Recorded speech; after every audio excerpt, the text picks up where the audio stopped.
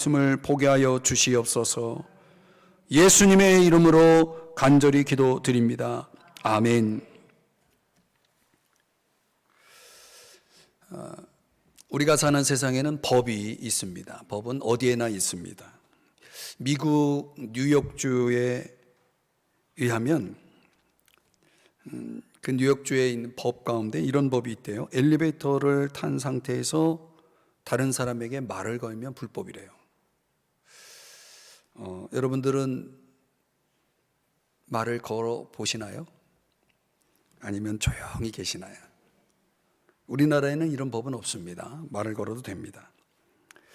또 인디애나 겔이라고 하는 이 마이클 잭슨 생가가 있는 곳이라고 하는데요. 거기에는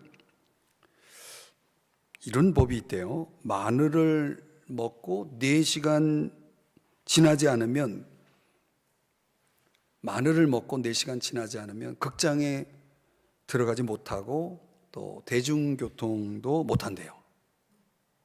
우리나라 사람들은 좀 힘들겠네요. 그죠? 마늘을 먹고 4시간을 일단 지나야 뭐 그런 걸 또 이용할 수 있다고 합니다. 뭐 예를 들었지만은 세상에 얼마나 법이 많습니까? 우리나라에도 법이 많죠. 이 법이 존재하는 이유는 그 사회를, 국가를 안정시키기 위해서 또 필요에 따라서 그 법들이 만들어지고 또 법들이 사라지기도 하죠. 그런데 법을 만드는 사람들이 좀 주의해야 될 것은 일반적인 그 원리에 근거하지 않고 어떤 특별한 어떤 특수한 관심, 어떤 특수한 상황을 고려해서 만들어진 법이 존재할 때 그 법이 시간이 지나서 또는 시대가 달라지면서 또 문제가 생기는 경우가 많은 것 같아요. 우리가 아수에로 왕의 이야기를 이 에스더서에서 살펴보고 있는데 이 왕은 새로운 상황이 생길 때마다 우리로 말하면 법을 만듭니다. 왕이 얼마나 변덕스러운 사람인지 그 변덕스러운 마음에 의해서 탄생한 법들이 이제 여러 가지가 있는데 그런 차원에서 보면은 이 왕의 그 감정, 왕의 기분의 하위 개념으로 법이 존재한다는 걸 알 수가 있어요. 오늘 그런 왕의 통치 아래에 있었던 시대의 이야기가 오늘 우리가 살펴보고 있는 에스더서입니다. 이 본문에는 2가지 조서가 등장하는데요. 8장 3절에서 6절에 하만의 조서입니다. 이 조서는 유다인들을 죽이라는 조서입니다. 이런 법이 만들어졌다는 거예요. 근데 8장 11절부터 13절까지는 모르드게에 의해서 만들어진 조서입니다. 그 모르드게를 중심으로 해서 만들어진 조서의 내용은 유다인들이 죽는 것을 막으라 하는 것입니다. 그러니까 하나의 법은 죽이라, 또 하나의 법은 막으라. 죽이라, 막으라. 그래서 이 2개의 법이 오늘 우리가 살펴보는 에스더서 8장에 존재하는 법입니다. 자, 11절을 한번 볼까요? 그 내용을 살펴봅니다. 11절 좀 길지만 그래도 한번 천천히 같이 함께 읽어보겠습니다. 시작. 조서에는 왕이 여러 고을에 있는 유다인에게 허락하여 그들이 함께 모여 스스로 생명을 보호하여 각 지방의 백성 중 세력을 가지고 그들을 치려하는 자들과 그들의 처자를 죽이고 도륙하고 진멸하고 그 재산을 탈취하게 하되. 자, 이 조서 8장 11절에서 말하는 조서에는 크게 2가지의 내용이 있죠. 첫째는 유다인들의 생명을 보호하라는 내용이고, 유다인들의 생명을 보호하라는 법이고, 또 하나는 유다인들을 치려했던 자들을 진멸하라는 법이 들어있습니다. 그러니까 2가지의 내용이죠. 유다인들을 보호하라, 또 유다인들을 죽이려고 했던 자들을 진멸하라. 이런 조서가 아까도 말씀드렸듯이 이 모르드게에 의해서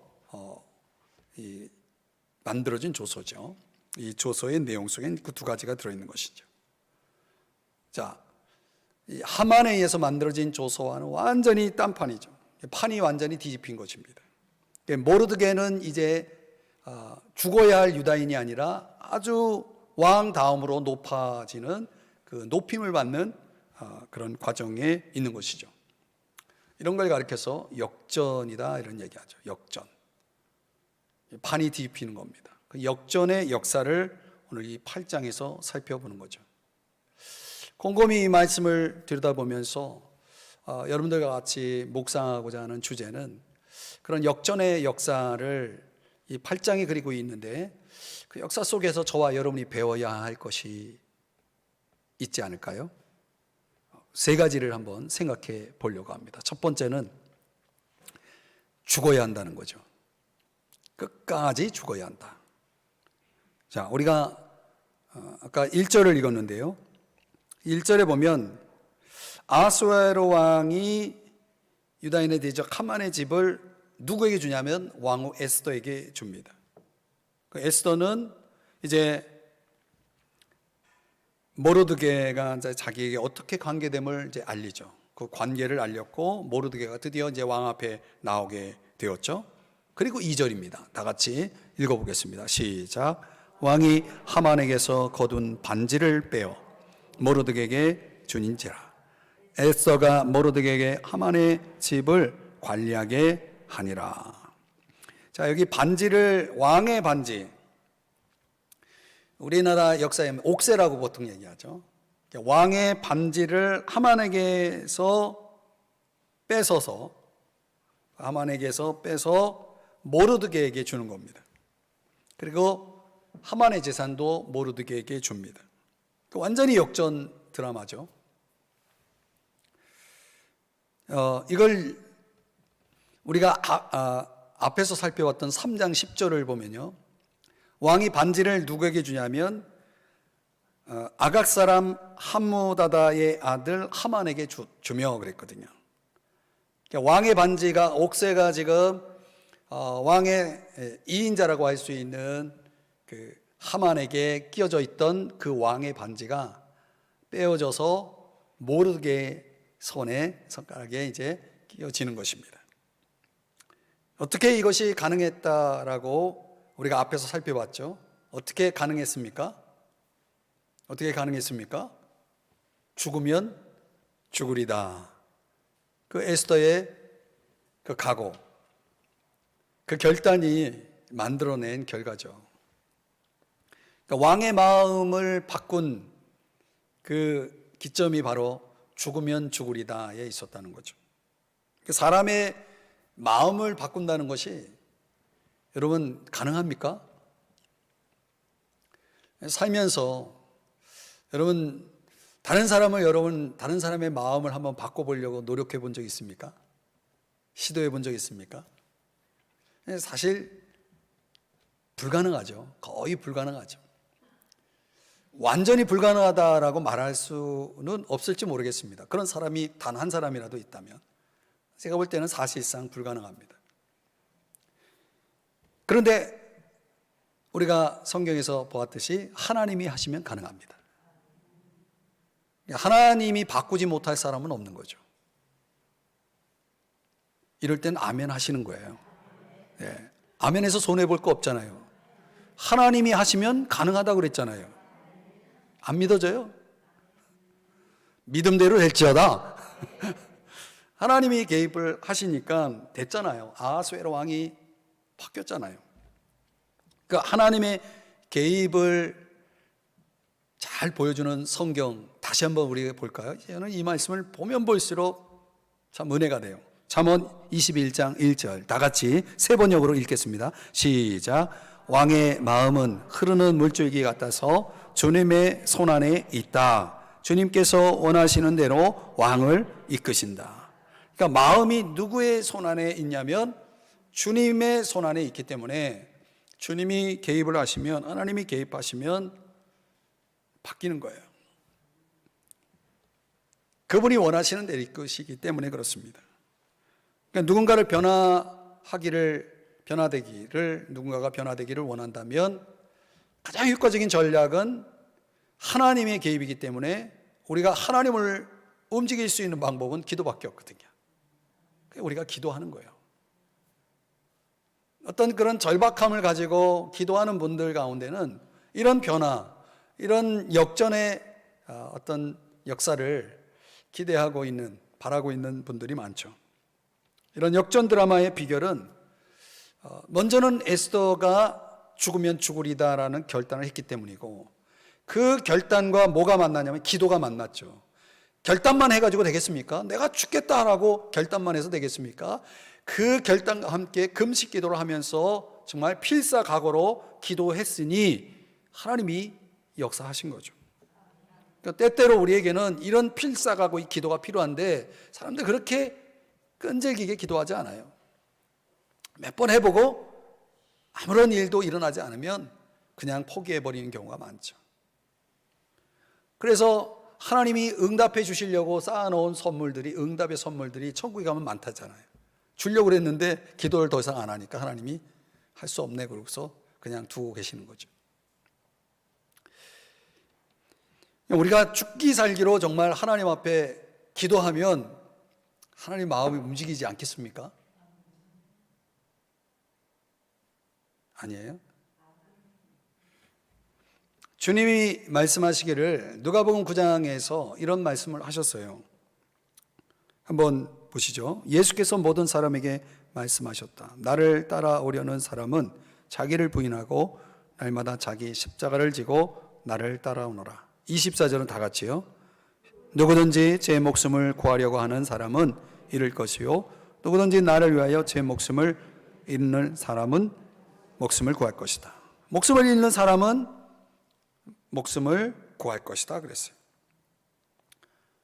이런 자기 죽음, 내가 정말 죽을 각오를 하고 있다면 그것이 하나님 보시기에는 올바른 자세라는 거죠. 필사각오, 자기 부인의 그런 신앙, 오늘 저와 여러분이 오늘 이 역전의 역사를 통해서 꼭 배워야 될 중요한 태도인 것입니다. 그러니까 에스더가 살아있을 때는 에스더 3장 15절에서 어떤 상황이 벌어지냐면 에스더가 살아있는 동안은 수산성은 어지럽더라 이렇게 말씀하고 있거든요.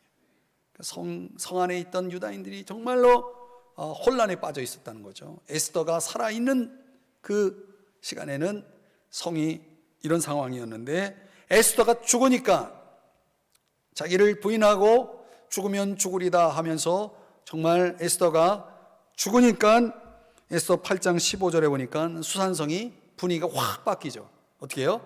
즐거이 부르며 기뻐하고 어지럽다라고 하는 이 수산성의 분위기가 완전히 역전이 되지 않습니까?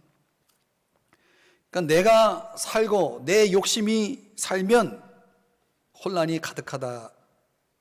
반대로 내가 죽고 그리스도께서 내 안에 사시면 이렇게 기쁨이 가득해지는 것입니다. 그러니까 나의 죽음이 있어야 되는 거예요. 내가 죽는 날은 집안에도 기쁨이 가득해지고, 내가 죽는 날에는 교회도 기쁨이 가득해지고, 내가 있는 곳에는 이렇게 즐거이 부르며 기뻐하는 일들이 일어나는 것입니다.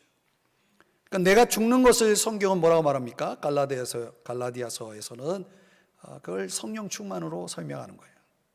성령으로 사는 자들은 내가 죽는 사람들이라고 말하는 거죠. 그러니까 성령 충만이 뭡니까? 성령의 지배, 주님의 지배 속에서 사는 거죠. 주님 뜻대로 내가 순종하면서 살아가는 걸 의미하죠. 그러니까 내가 주님의 지배 속에 있을 때, 주님이 나를 통치하실 때 내 마음은 뭐가 되는 겁니까? 하나님의 나라가 되는 거예요. 가정은 하나님의 나라가 되는 거예요. 내가 죽으면 하나님의 나라가 되는 거예요. 하나님의 나라 안에 뭐가 있습니까? 로마서 14장 17절에 보면 하나님의 나라는 뭐가 있다고요? 오직 성령 안에 있는 의와 평강과 희락이 있다라고 말하잖아요. 먹는 거 마시는 건 관심 갖지 마시고 빼고, 하나님의 나라는 오직 성령 안에 있는 의와 평강과 희락이다. 여기 희락이 뭐예요? 기쁨이죠. 이게 주님의 통치 속에 들어가면 이런 세 가지가 나타나는 것입니다. 그러니까 에스더가 죽기로 결단했다가 그냥 금방 다시 또 살았으면 이런 일이 일어날 수 없는 거죠. 그러니까 끝까지 죽었기 때문에 인생의 그 판이 완전히 달라진 거죠. 유다인들의 운명이 완전히 달라진 거죠. 그러니까 저와 여러분도 그래요. 내가 정말 내가 죽어야 나도 살고 다른 사람도 다 사는데 내가 죽지 않으면 어지러운 거예요. 삶의 장이 어지러워지는 거예요. 그래서 저와 여러분이 오늘 이 역전의 역사를 통해서 배워야 할 것은 뭐냐면 자기 부인입니다. 내가 죽는 자기 부인. 내가 얼마나 그렇게 죽을 수 있느냐. 주님 뭐라고 말씀하시면 아무든지 나를 따라오려거든 날마다 그랬거든요. 그 날마다가 힘들어요. 어제는 죽었는데 오늘은 내가 도저히 못 죽겠다. 그러면 그날은 어지러워지는 거예요. 그러니까 매일 죽어야 되는 것입니다. 날마다 자기를 부인하고 제 십자가를 지고 나를 따라오너라 이렇게 말씀하셨거든요. 그러니까 날마다의 죽음이 필요한 거예요. 이건 뭐예요? 끝까지. 언제까지? 주님 오실 때까지 죽어야 돼요. 주님 오실 때까지 죽어야 돼요. 요번 주만 내가 죽어야 되겠다. 사순절 기간만 내가 죽어야 되겠다. 이러면 안 되는 거예요. 끝까지 죽어야 되는 겁니다. 두 번째는 이 역전의 역사 속에서 우리가 배워야 할 교훈. 끝까지 사랑해야 한다는 거죠. 자, 3절. 오늘 본문 3절을 보십니다. 천천히 한번 같이 읽어봐요. 시작. 에스더가 다시 왕 앞에서 말씀하며 왕의 발 아래 엎드려 아각 사람 하만이 유다인을 해하려 한 악한 꾀를 제거하기를 울며 구하니. 5절을 한번 가보면요. 조금 길지만 또 한번 읽어봐요. 시작. 이르되 왕이 만일 즐거워하시며 내가 왕의 목전에 은혜를 입었고 또 왕이 이 일을 좋게 여기시며 나를 좋게 보실진대 조서를 내리사 아각 사람 함무다다의 아들 하만이 왕의 각 지방에 있는 유다인을 진멸하려고 꾀하고 쓴 조서를 철회하소서. 이 본문에 의하면 여전히 문제가 남아있죠. 지금 이미 왕이 이전에 만든 법이 이게 철회가 안 돼 있어요. 그러니까 법은 집행하라고 있기 때문에 그 법이 그대로 집행이 된다면 지금 에스더가 그리고 모르드게가 지금 왕 앞에서 높임을 받았지만은 두 사람은 어떻게 살아 있을지 모르지만 남은 유다인들은 어떻게 될지 모르는 상황이에요. 그 법에 의하면. 그래서 유다인이 살려면 새로운 법이 필요했다는 거죠. 새로운 조서가 필요했다. 그러니까 에스더는 이 원수인 하만이 죽고 그리고 모르드게가 영광을 얻었지만 아직도 그 마음속에는 만족할 수 없는 문제가 있는 거예요. 그 문제는 뭐냐면 여전히 이 민족의 구원이 아직 이루어지지 않았다는 거죠. 그래서 그 문제를 해결하기 위해서 끝까지 지금 왕 앞에서 울면서 지금 구하고 있는 것입니다.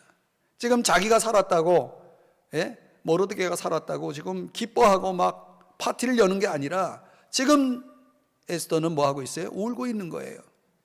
빨리 이전 법을 처리하고 새로운 법을 만들어 달라는 그런 요청을 하게 되는 거죠. 그래서 6절입니다. 다 같이 시작. 내가 어찌 내 민족이 화당함을 참아 보며 내 친척의 멸망함을 참아 보리까 하니. 그렇게 지금 이 왕 앞에서 울면서 이렇게 구하는 거예요. 당시 그 페르시아의 전체 인구가 약 한 1억 명 정도 되었다고 합니다. 그 가운데 이 유다인들의 인구가 한 1,500만 정도 되었고요. 그러니까 수산성의 부근만 해도 거의 한 400만 정도의 유다인들이 있었다는 거예요. 이 하만에 의해서 만들어진 조서, 그 법에 의하면 적어도 이 수산성 안에 있는 그 400만의 인구는 유다인들은 다 죽게 되어 있었다는 거죠. 얼마나 참혹한 일이에요. 지금 저 우크라이나에서 벌어지고 있는 얼마나 많은 사람들이 지금 죽고 있습니까? 이 전쟁은 참 불행한 거죠. 아마 그 전쟁에 의해서 죽어가는 사람들보다는 이 하만의 조서에 의해서 죽어나갈 유다인들의 수는 더 할 겁니다. 히틀러보다 더 무서운 사람이 바로 하만이었다는 거죠. 그러니까 에스더가 지금 내 민족이라고 표현하고 있고 내 친척이라고 표현한 것을 보면은 그동안 이 모르드게가 뭐라고 얘기했냐면 너 유다인이라는 거 말하지 말라고 그랬거든요. 이제는 당당하게 밝히고 있어요. 내 민족, 내 친척. 내가 유다 민족이요. 그렇기 때문에 유다인들이 진멸하는 이 조서에 의하면 나도 거기에 들어가야 될 사람이라고 하는 것을 밝히고 있는 거죠.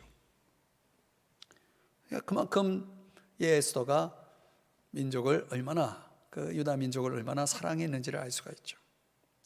나만 잘 되면 되는 게 아니죠. 나만 성공하면 되는 게 아니죠. 지금 내 민족이 지금 풍전등화에 지금 처해 있는 거 아닙니까?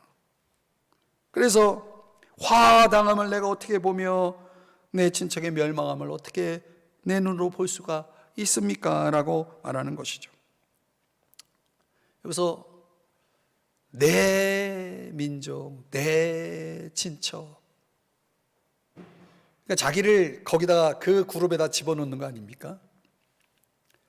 그러니까 지금 저들의 문제는 나의 문제다라는 것으로 지금 그렇게 표현하고 있는 거죠.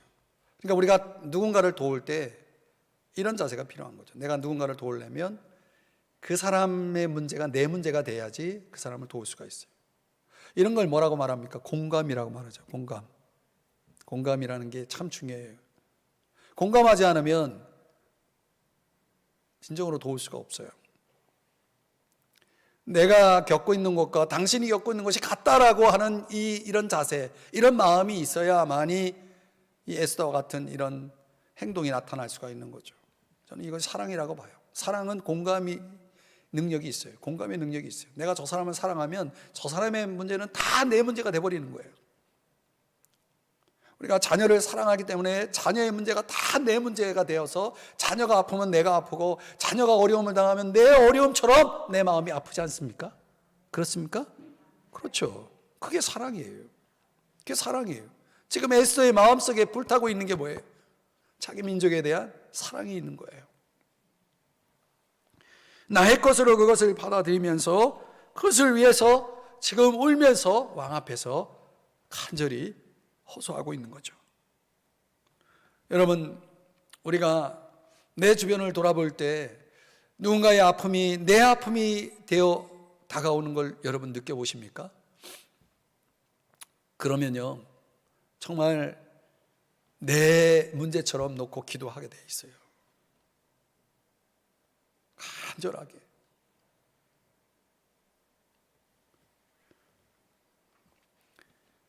그래서 지금 이제 제 아내가 이제 이렇게 참 병으로 고생을 하지 않았습니까? 아직도 뭐 진행형이지만은. 근데 참 신기하더라고요. 그 이전과 그 이유가 저에게 있어서 일어난 변화가 있다면 그 전후가 PCAD가 완전히 달라진 것 중에 하나가 그거예요. 그 아내랑 비슷한 고통을 겪고 있는 분들이 예사롭지 않아요. 그분이 그분이고 내가 낫지만은 달라졌어요. 제 마음이 달라졌어요. 그래서 기도가 달라지고 마음이 달라지고 그러더라고요. 참 신기해요. 그래서 때때로 우리의 삶의 고통은요, 하나님이 쓰시려고 하는 도구인 것 같아요. 먼저 내 안에 아픔을 주고 그 아픔을 잘 이겨낼 수 있도록 하나님 은혜를 주셔서 그 힘으로 이제 그 아픔을 겪고 있는 이들을 돌아보게 하시는 그런 어떤 섭리가 있지 않는가, 그런 생각을 하게 되더라고요.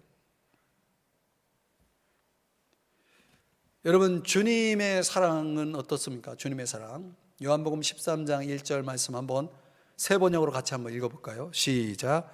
유월절 전에 예수께서는 자기가 이 세상을 떠나서 아버지께로 가야 할 때가 된 것을 아시고 세상에 있는 자기의 사람들을 사랑하시되 끝까지 사랑하셨다. 여러분, 주님이 제자들을 끝까지 사랑하셨다라고 말하고 있거든요. 그 끝까지 사랑한 이유가 뭡니까? 다 답을 제가 여기다 다 표시를 해놨어요. 끝까지 사랑한 이유가 뭡니까? 아직도 안 보이시나요?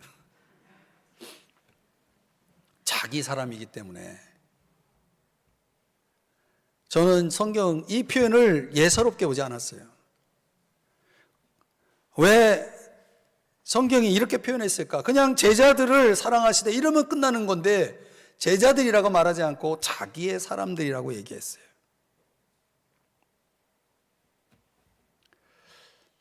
예수님이 끝까지 사랑한 자들이 어디 제자뿐이겠습니까? 12제자만 사랑했을까요? 아니에요. 여기 자기의 사람들이라고 말씀하신 이유가 있어요. 그 이유는 여기에 내가 들어가 있기 때문에 그런 거예요. 우리 모두가 여기에 들어가 있는 거예요. 그래서 우리 주님은 자기의 사람들인 나를 포함해서 우리 모두를 끝까지 사랑하셨기 때문에 십자가에서 죽으신 거예요. 여러분, 몇 명 안 되는 12명의 제자를만을 사랑하시고 했다면 예수님이 십자가를 굳이 짊어지지 않으셔도 됐었을 겁니다. 그래서 제가 요한복음 13장 1절에서 제가 은혜를 받은 게 그거예요. 이야, 성경이 이렇게 표현하는 이유가 있구나. 그러니까 나를 사랑하신다는 걸 표현하기 위해서 이렇게 이 말씀을 이렇게 주셨구나. 그러니까 우리가 내 사람은 여러분 사랑할 수 있잖아요. 내 자식은 내가 사랑할 수 있잖아요. 그렇죠? 그 내 자기의 사람들이라고 하는 이 범위가 우리 각자에게 다 있어요. 내 사랑의 깊이와 넓이가 분명히 있습니다. 저 사람은 내 사람이라고 생각하면 내가 물불 가리지 않고 사랑할 수 있는 거죠. 그러니까 예수님은 이 세상을 이처럼 사랑하셨기 때문에 온 인류의 그 대상들을 다 끌어안으시고 십자가에서 죽으신 거죠. 그러니까 얼마큼 내가 사랑할 수 있는가, 그 사랑에 의해서 저와 여러분이 끝까지 사랑하면, 예수님처럼 에스더처럼 끝까지 사랑하면 이런 역전의 역사가 일어나는 거예요. 그래서 우리가 날마다 정말 너와 내가 하나다 이러면 우리는 사랑하게 되고, 사랑하면 역전이 일어날 수 있는 거예요. 그래서 서로 사랑하고 하나가 되어야 되는 겁니다. 아멘. 예. 역전의 역사를 통해서 배워야 될 마지막 세 번째는 끝까지 승리해야 한다는 거예요. 자, 한번 봅시다. 11절. 이 11절 끝부분의 내용을 보면 유다인들을 치려하는 자들과 그들의 처자를 죽이고, 그러니까 하만과 그 세력들, 하만을 추종하는 세력들, 이런 사람들을 다 도륙하고 진멸하고 그 재산을 탈취하게 하되, 그러니까 새로운 법에 의해서 이런 일들이 이제 일어났죠. 근데 3장 13절, 에스더서 3장 13절에 보면은 정반대예요. 거기서는 반대로 모든 유다인을 죽이고 도륙하고 진멸하고 그 재산을 탈취하라고 하만에 의해서 만들어진 이 조서는 그렇게 하도록 되어 있었어요. 그러니까 정반대의 역사가 일어난 거죠. 역전의 역사가 일어난 것입니다. 다시 우리가 11절로 와보면, 8장 11절로 와보면 이 말씀을 들여다보면 이 유다인들이 생존하는 길이 무엇인지를 보여줍니다.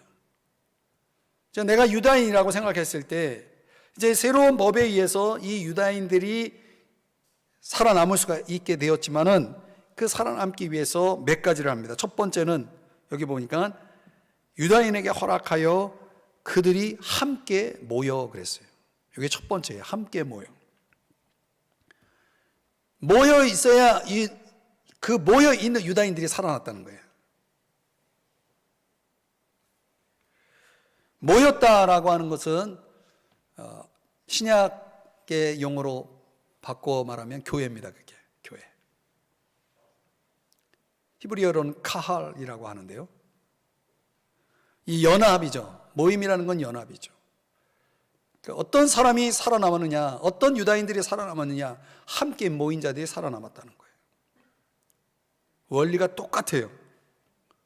여러분이 살아남으려면 모여야 돼요. 끝까지 승리하는 사람이 누구예요?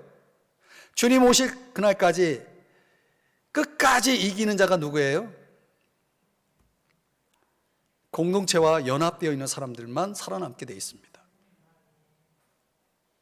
깨달으시기를 바랍니다. 두 번째가 뭐냐면 보호하여 그랬어요. 스스로 생명을 보호하여. 이게 두 번째입니다. 여러분, 하나님은요 그의 백성을 보호하십니다. 졸지도 아니하시고 주무시지도 아니하시면서 그 백성들을 도우시고 지키시는 거예요. 여호와는 지키시는 분이시다. 이 시편에서 그렇게 말씀하잖아요.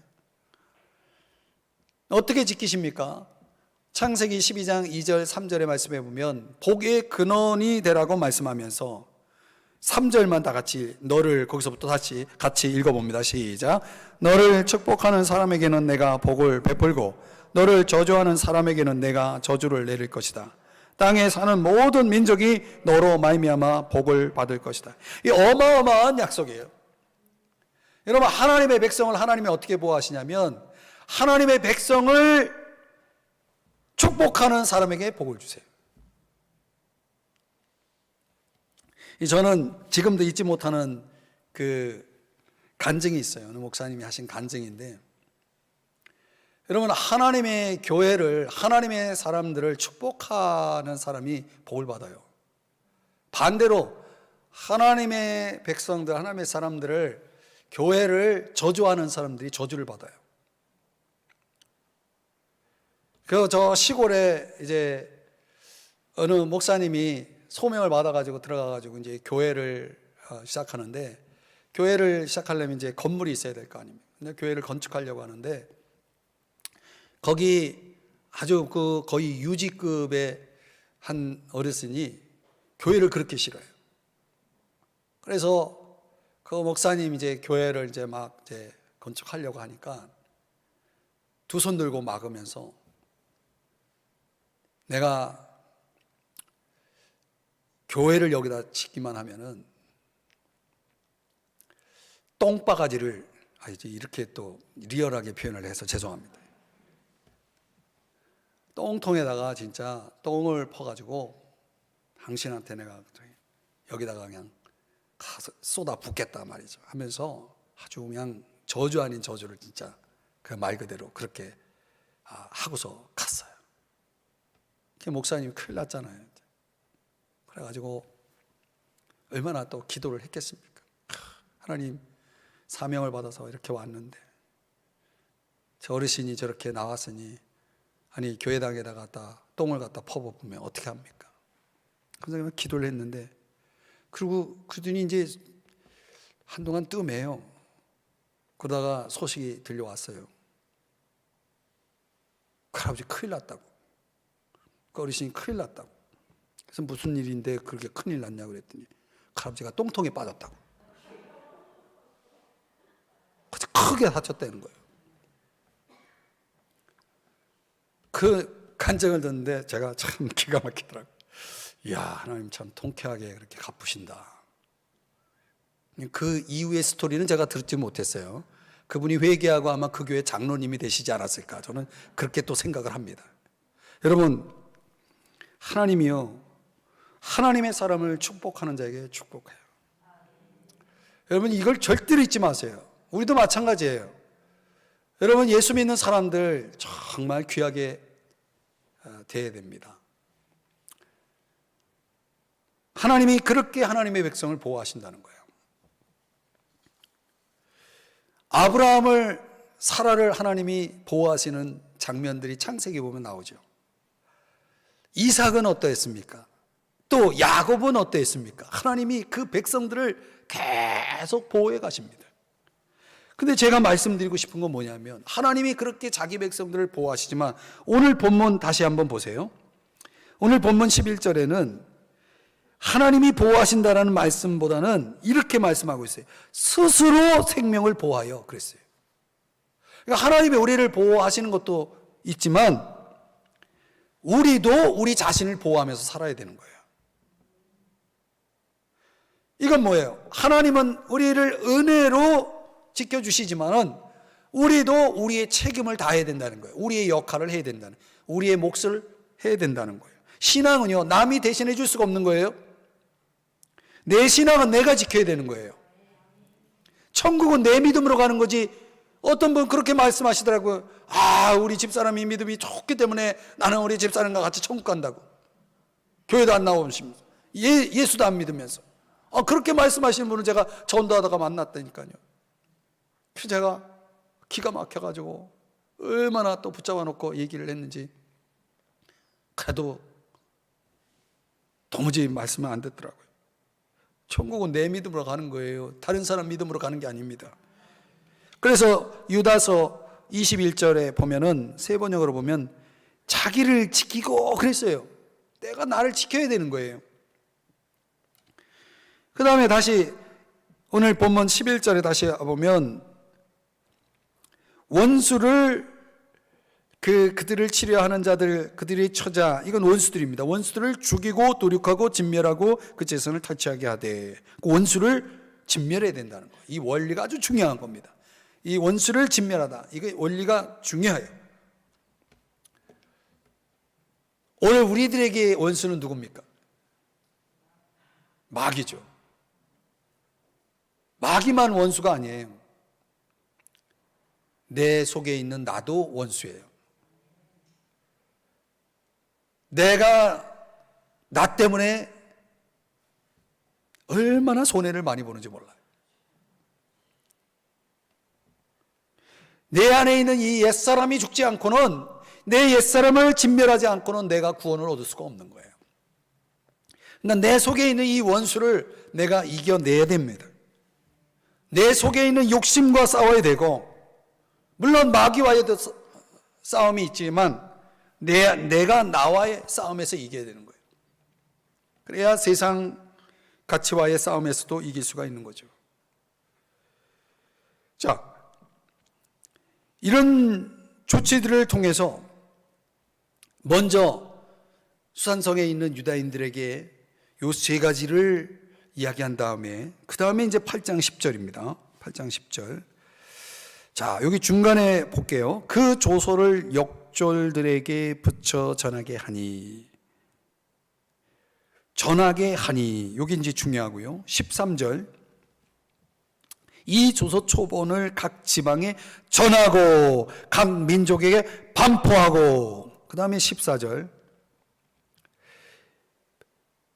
왕의 어명이 매우 급함에 역졸이 왕의 일에 쓰는 준말을 타고 빨리 나가고 그 조서가 도성수산에도 반포되니라.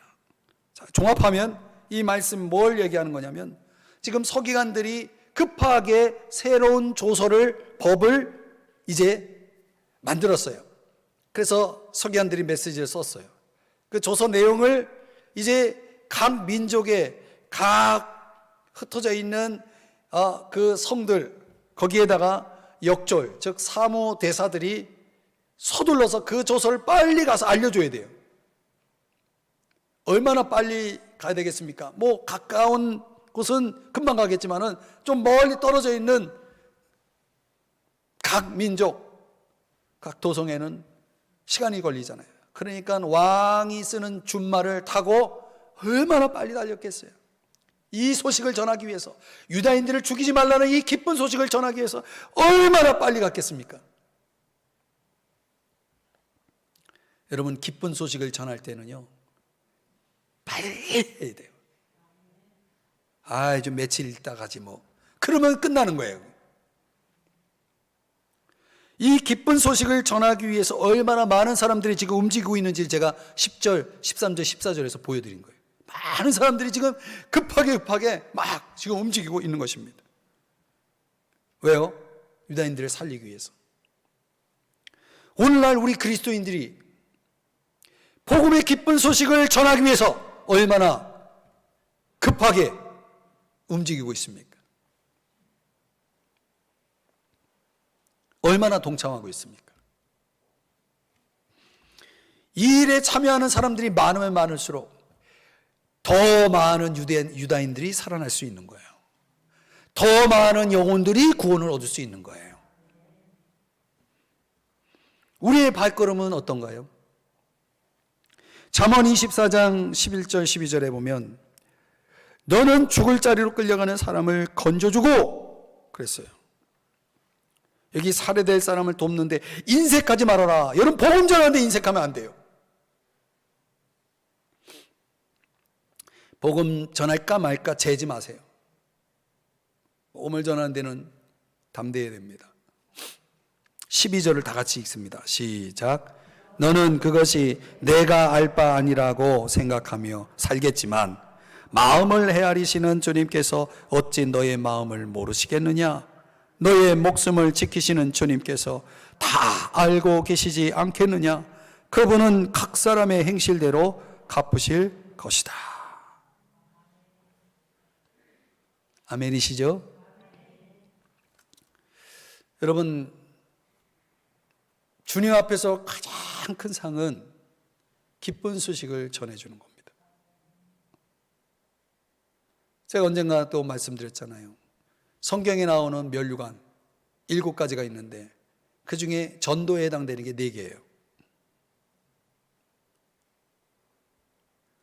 그래서 제 모교회인 장로교회 그 목사님은 거듭 말씀드리지만 매 주일 때마다 면류관의 주인공 되십시오 하면서 축복했어요. 그래서 그 교회는 한 사람이 200명, 300명 전도하는 전도자들이 여러 명 있어요. 그래서 한때 한 10만 명 모인다고 할 정도로 그 교회가 그렇게 부흥했어요. 전도를 그냥 한두 명 하는 게 아니고, 그래서 버스를 몇 대를 동원해 가지고 노인정에 있는 모든 어르신들을 그냥 한 차로 몰아가지고 교회로 데리고 오시고 막 그렇게 해가지고 전도를 수백 명을 해마다 그렇게 하시는 분들이 여러 명이에요. 그래서 제가 목회하면서 저런 한 분만 우리 교회에 오시면 참 좋겠다, 그런 마음이 들 정도로 참 전도를 열심히 하는. 근데 그런 분위기가 교회 전체 속에 있어요. 왜? 면류관의 주인공 되려고, 하나님 앞에 상 받으려고 그렇게 전도를 열심히 해요. 오늘날 복음 전하는 일에 너무나 게으른 사람들, 너무나 무관심한 사람들 얼마나 많습니까? 주님 앞에 가서 무슨 상을 받으려고 그래요? 받을 거나 있겠습니까? 이렇게 기쁜 소식이 전해지니까 어떤 일이 일어나는가? 3가지가 일어납니다. 8장 15절에는 모르드게가 푸르고 흰 조복을 입고, 이거는 왕이 하사한 새 옷인데요, 신약 성경으로 해석하면은 이 옷은 예수 그리스도의 의의 옷을 가리킵니다. 이 기쁜 소식을 전하고 그 소식을 받아들은 사람들은, 이 소식의 혜택을 입은 사람들은 예수 그리스도의 구원의 옷을 입는 거예요. 그런 걸 보여주는 겁니다. 8장 16절에는 유다인에게는 영광과 즐거움과 기쁨과 존귀함이 있는지라, 기쁨의 잔치가 벌어집니다. 그래서 이 기쁜 소식을 받은 사람들에게 그들에게 있어서 뭐가 있냐면 구원의 기쁨이 이렇게 가득해지는 거예요. 이 구원받은 유다인들에게 기쁨이 넘쳤듯이 오늘날 구원받은 사람들에게는 구원의 기쁨이 가득한 겁니다. 그 기쁨으로 주님 앞에 나와서 예배할 때 그 예배가 축제가 되는 거예요. 여러분들이 혼자 오지 마시고 예배 들어올 때 누굴 데리고 와야 돼요. 그래야 예배가 기쁨이 더 축제가 되는 거예요. 다만 은혜 받고 가면 된다, 그게 아니고 좀 누구 좀 데리고 와보세요 좀. 그리고 3번째 마지막으로는 에스더서 8장 17절, 이 말씀은 같이 읽어보겠습니다. 너무 은혜로운 말씀이라서 같이 읽습니다. 시작. 왕의 오명이 이르는 각 지방 각 읍에서 유다인들이 즐기고 기뻐하여 잔치를 베풀고 그날을 명절로 삼으니 본토 백성이 유다인을 두려워하여 유다인 되는 자가 많더라. 여러분, 유다인을 두려워한 그 본토 백성들, 이방인들이 유대교로 개종하는 사람들이 많아졌다, 이런 얘기예요. 이런 걸 가르쳐서 영향력이라고 하는 거예요. 영향력. 사람들이 유다인을 두려워했습니다. 아니, 정확하게 말하면 부러워했어요. 그들의 기쁨, 그들의 영광, 그들의 잔치가 너무 부러워서 나도 저들의 그룹에 들어가야 해서 유다인으로 개종을 해서, 유대교로 개종을 해서 그들이 함께 그 자리에 참여했다라고 하는 것입니다. 그러니까 오늘날 세상 사람들이 주님을 믿는 사람들을 바라볼 때 이래야 돼요. 두려움이 있어야 돼요. 아니, 부러움이 있어야 돼요. 그래야 나도 저 사람처럼 예수 믿어야 되겠다 할 거 아닙니까? 그래요, 안 그래요? 여러분을 주변 사람들이 보면서 나도 당신처럼 예수 믿고 싶습니다 하십니까? 당신 같은 사람 때문에 내가 예수를 절대 믿지 않겠다, 뭐 혹시 이런 말을 들으면 안 되죠. 우리에게 믿음의 영향, 복음의 영향력이 필요한 거죠. 유다인 되는 자가 많더라. 신약의 용어로 말하면 날마다 구원받는 자의 수가 더하더라, 이렇게 되는 겁니다. 아, 예수 믿으면 참 좋구나. 어쩌면 저렇게 참 행복할까? 어쩌면 저렇게 참 기쁘게 살까? 제가 예수 믿는데 저에게 영향을 준 사람이 누구냐면, 저보다 한 학년 밑에 후배, 84학번 후배가,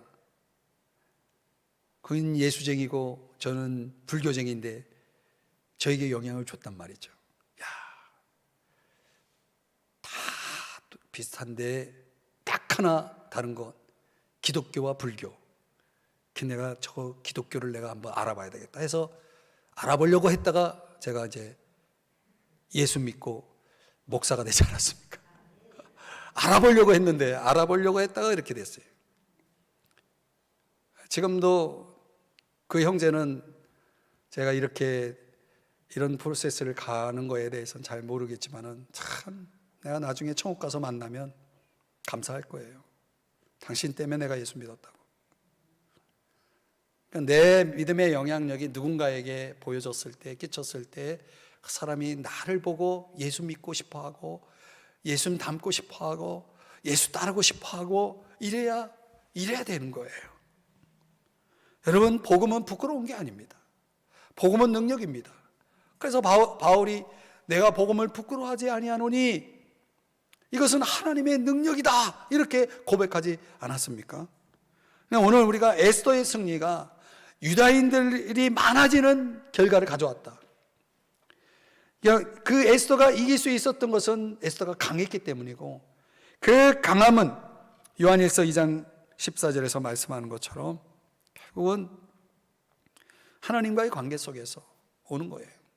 신약으로 말하면 말씀에서 오는 거죠. 끝까지 승리해야 이렇게 판이 달라질 수 있는 거예요. 끝까지 승리하기 위해서 저와 여러분은 더 강해져야 됩니다. 제발 우리 그리스도인이요, 더 강해지시기를 바랍니다. 더 강해지기 위해서 우리에게 더 무장이 되어 있어야 되는 거예요. 그 강함을 주는 힘으로 무장이 되어 있어야 되는 거예요. 그게 말씀인 거죠. 이제 말씀을 적용하면 이 역전의 역사 8장을 통해서 저는 세 가지를 좀 함께 살펴봤습니다. 끝까지 죽어야 하는구나. 그래서 날마다 자기를 부인하는 예수님의 그 말씀을 내가 따라야 되겠구나. 오늘도 여러분은 죽었습니까? 제가 여러분 표정을 보니까 죽은 것 같아요. 그러니까 오늘만 죽으면 안 되고 매일 죽어야 되는 거예요. 또 끝까지 사랑해야 되는 겁니다. 그러니까 너와 내가 다르지만은 하나다라는 것을 우리는 항상 느끼면서 서로 하나가 되어야 됩니다. 예수 그리스도 안에서 말이죠. 또 끝까지 승리해야 돼요. 그러려면 여러분 더 강해져야 돼요. 더 강해지려면 말씀이 있어야 돼요. 그래서 말씀으로 계속 무장해서 여러분들 강해지시길 축복합니다. 그러면 우리들에게도 동일한 역전의 역사가 일어날 수 있어요. 하나님은 그렇게 일하실 겁니다. 기도하겠습니다. 사랑하시는 주님,